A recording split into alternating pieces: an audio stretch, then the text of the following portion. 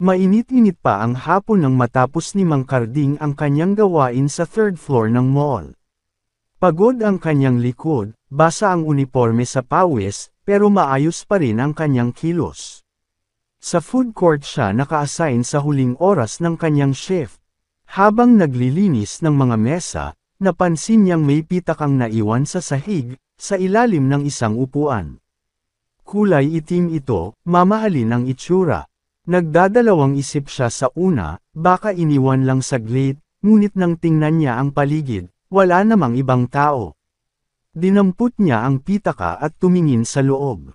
May laman itong maraming pera, isang driver's license, at ilang credit card. Nakalagay sa ID ang pangalan, Don Emilio R. Montenegro. Napakunot ang noo ni Mang Karding.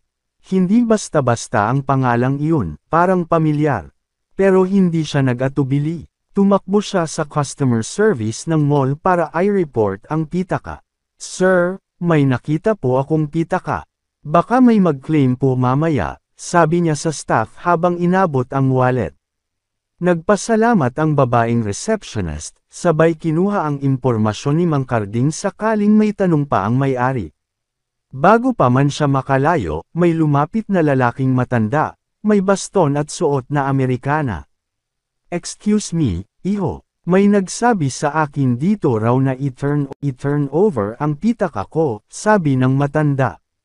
Napatingin si Mang Karding. Siya na mismo ang lumapit. Sir, kayo po ba si Don Emilio? Tanong niya. Oo, ako nga. Ikaw ba ang nakakita nito? Opo, sir. Naiwan niyo po sa ilalim ng mesa. Tinitigan siya ng matanda. Tila may iniisip ito habang kinikilala siya. Maraming salamat, iho. Sa totoo lang, andito ang pang-shopping ng asawa ko. Kung nawala to, lagot na ako, pabirong wika ng matanda sabay tawa. Ngumiti lang si Mang Karding at sabay hiling ng magandang araw. Sandali, anong pangalan mo? Ricardo po. Ricardo Martinez. Pero Karding na lang po tawag nila sa akin dito. Karding, halika, samahan mo akong magkape. Gusto kitang makilala. Sa loob ng coffee shop, unang beses na nakaupo si Mang Karding sa mamahaling silya, at unang beses din siyang nakainom ng kape na may foam at art sa ibabaw.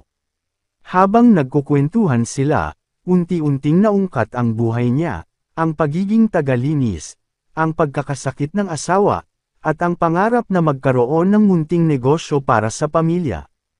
Tahimik si Don Emilio, tila may binubuong plano sa isipan. Karding, wika ng matanda, alam mo, bihira na lang ang mga taong may katapatan tulad mo. Alam mo ba, may sarili akong kumpanya. At sa tingin ko, bagay kang maging partner.